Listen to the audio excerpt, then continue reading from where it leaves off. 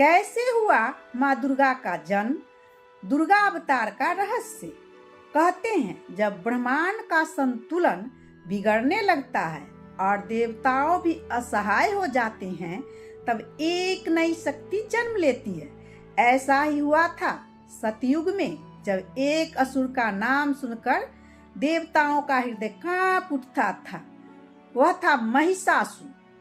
वह इतना शक्तिशाली था कि न भगवान विष्णु का सुदर्शन चक्र और न ही भगवान शिव का त्रिशूल उसका कुछ बिगाड़ पाए। कहानी की शुरुआत पाताल लोक से होती है।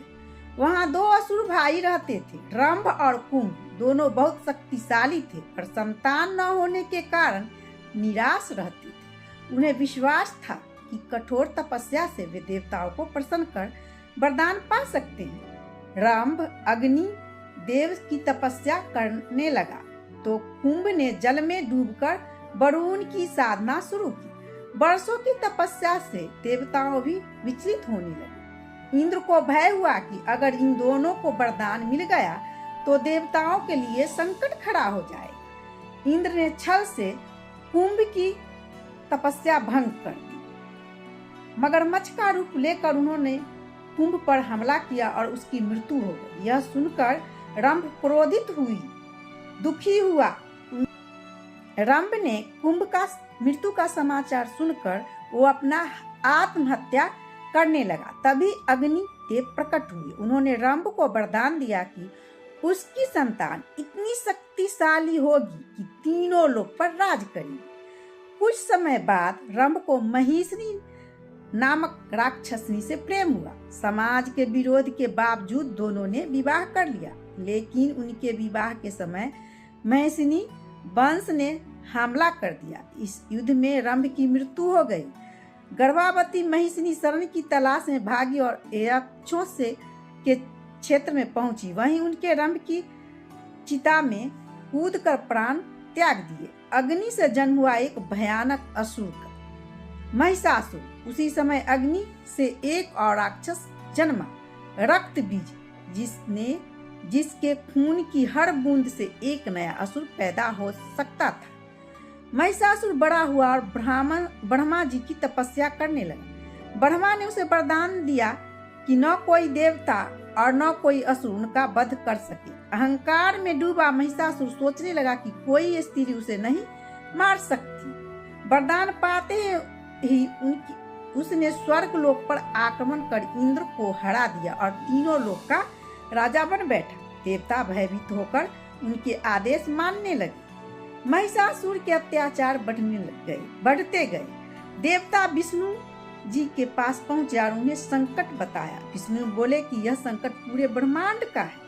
सभी देवताओं कैलाश पर्वत पर भगवान शिव के पास पहुंचे। शिव क्रोध में लाल हो उठे पर उनका त्रिशूल भी महिषासुर को पराजित नहीं कर पाया। ब्रह्मा जी ने कहा महिषासुर को केवल एक स्त्री शक्ति ही मार सकती है। देवताओं ने तय किया कि वे मिलकर ऐसी शक्ति उत्पन्न करें जो किसी एक देवता की नहीं बल्कि सभी की सामूहिक ऊर्जा होगी। देव सभा बुलाई गई। शिव ने अपना त्रिशूल दिया, विष्णु ने सुदर्शन चक्र, इंद्र ने वज्र दिया, वरुण ने पास, अग्नि ने अग्नि की लपटें, सूर्य ने तेजस्वी किरणें, यम ने न्याय का दंड और वायु ने गति की शक्ति। जैसे जैसे सभी देवताओं ने अपनी शक्तियां अर्पित की, एक दिव्य ज्योति प्रकट हुई।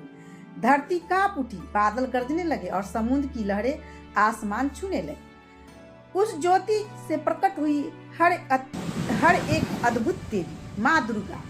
उनके मुख में शिव का तेज, आंखों में सूर्य का प्रकाश, हाथों में विष्णु की शक्ति और हर देवताओं का अस्त्र था। उनका वाहन एक सिंह। देवी का दर्शन से देवताओं के चेहरे पर उम्मीद की किरण जाग उठी। इसी तरह प्रकट हुई माँ दुर्गा माता ने आगे चलकर महिषासुर के आतंक का अंत किया। यह कथा न सिर्फ एक असुर के पतन की है बल्कि यह बताती है कि जब अधर्म बढ़ता है तब सृष्टि स्वयं धर्म की रक्षा के लिए शक्ति का रूप धारण करती है। महाशक्ति आदि शक्ति का दुर्गा 10 भुजाओं के दिव्य शस्त्र धारण किए सिंह पर सवार उनके प्रकट होते ही रणभूमि का आकाश गर्जन गूंज उठा। देवताओं ने विस्मय और श्रद्धा से कहा, अब महिषासुर का अंत निश्चित है। माता बोली, जिसने स्त्री को तुच्छ समझा वही स्त्री आज उसका संहार करेगी। महिषासुर को जब संदेश मिला कि यह अद्भुत देवी उसकी ओर बढ़ रही थी तो वह हंसा। एक स्त्री मुझे क्या हरा पाएगी? लेकिन जब उसने देवी की आभा देखी उसे भान हुआ कि यह युद्ध आसान नहीं होगा। रणभूमि में सिंह की गर्जना से काल का आवाहन कर दिया।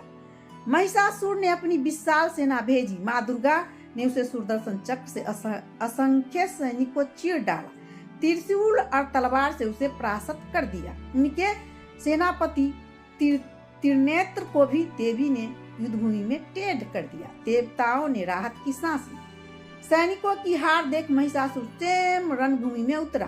पर्वत समान विशाल शरीर लिए उसने देवी से विवाह का प्रस्ताव रखा। बोला, मैं तुम्हें तीनों लोक की रानी बना दूंगा। देवी ने शांत स्वर में उत्तर दिया, जो स्त्री को युद्ध के योग्य नहीं समझा वही स्त्री आज तेरा अंत करेगी। क्रोधित महिषासुर ने गदा से प्रहार किया पर देवी ने ढाल से बार रोका और त्रिशूल से उसे पीछे धकेल दिया। तब महिषासुर ने रूप बदलना शुरू किया। भैंसे का रूप लेकर सींग से वार किया पर देवी ने उसकी सींग काट डाली। फिर हाथी बना। देवी ने सुदर्शन चक्र से उसकी सूंड काट दी। फिर सिंह बना, गरजता हुआ आया। देवी ने वज्र से उसे धराशायी कर दिया। वह बार बार नए रूप में छलने की कोशिश करता रहा। माँ दुर्गा हर बार उस पर भारी पड़ी। यह युद्ध 9 दिनों तक चलता रहा। हर दिन महिषासुर नया रूप लेता और देवी नया रूप धारण कर उसे परास्त करती। यही नवरात्रा के 9 दिनों का प्रतीक है। जब हम माता के 9 रूप की पूजा करते हैं, शैलपुत्री का धैर्य, ब्रह्मचारिणी का तप, चंद्रघंटा का साहस, कुसमांडा की ऊर्जा, स्कंद माता का संरक्षण, काल यानी का पराक्रमण, काल रात्रि का अंधकार, विशाल महागौरी का करुणा और सिद्धि दात्री का वरदान। 90 दिन महिषासुर अपने भयंकर भैंसे के रूप में देवी की ओर बढ़ा। उसके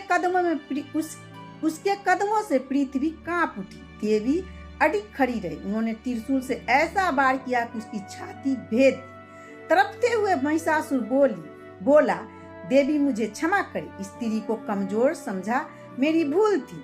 माता ने शांत स्वर में कहा, तेरी मृत्यु निश्चित है पर जब जब मेरी पूजा होगी तेरा नाम भी लिया जाएगा। कहते हैं संतुलन बहाल हुआ पर युद्ध यही खत्म नहीं हुआ था। रणभूमि में छिपा था एक और भयानक राक्षस, रक्त बीज। उसका वरदान था कि उसकी रक्त की एक भी बूंद यदि धरती पर गिरे तो उतने ही रक्त बीज तुरंत पैदा हो जाएंगे। देवताओं ने उस पर प्रहार किया पर हर बार के साथ उसकी संख्या बढ़ती गई। देवता थककर माँ दुर्गा के पास गए। माँ दुर्गा आंखों में अग्नि के लपेट भर लिया और उनका रूप विशाल हो उठा। तभी प्रकट हुई माँ काली। उनका शरीर काला, आंखें रक्तवर्ण, काला बिखरे, गले में नरमुंड की माला, हाथों में कटोरा और शस्त्र। रणभूमि में उनके आगमन से राक्षस भयभीत हो गए पर रक्त बीज हंसता रहा। युद्ध शुरू हुआ। माँ काली ने जब भी रक्त बीज को घायल किया उसकी रक्त की बूंद जमीन पर गिरने से पहले अपने कटोरे में भर लेती और उसे पी जाती। एक भी बूंद भूमि पर नहीं गिरने दी।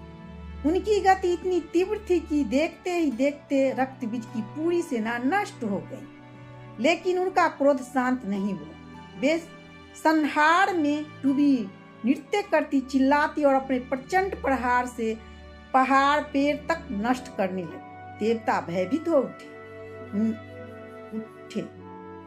कि यदि उनका क्रोध नहीं रुका तो सृष्टि नष्ट हो जाएगी। तभी भगवान शिव रणभूमि में पहुंचे और भूमि पर लेट गए। उन्नतम नृत्य करती माँ काली का पैर शिव की छाती पर पड़ा। क्षण भर में उनका क्रोध शांत हो गया। उन्होंने मर्यादा का भान होते ही लज्जा से अपनी जीभ बाहर निकाली। यही दृश्य आज माँ काली की मूर्ति में दिखाता है। शिव जी भूमि पर लेटे, काली माँ उनके ऊपर जीभ निकाली हुई रक्त बीज का अंत हुआ और संसार के ने देखा कि स्त्री की शक्ति असीम है। तो ऐसे राक्षसों जिन्हें देवता जी न हरा सके, उन्हें एक देवी ने परास्त किया। यह कथा सिखाती है कि स्त्री सिर्फ सृजन नहीं, विनाश की भी शक्ति है। दोस्तों, यह कथा आपको कैसी लगी हमें कमेंट बॉक्स में लिखकर बताएं। अगर आपको यह कहानी पसंद आई हो तो जय श्री कृष्णा जरूर लिखिए। अगर आप ऐसे ही कथा रोचक सुनना और देखना पसंद करते हैं तो मेरे चैनल को सब्सक्राइब करना ना भूलें।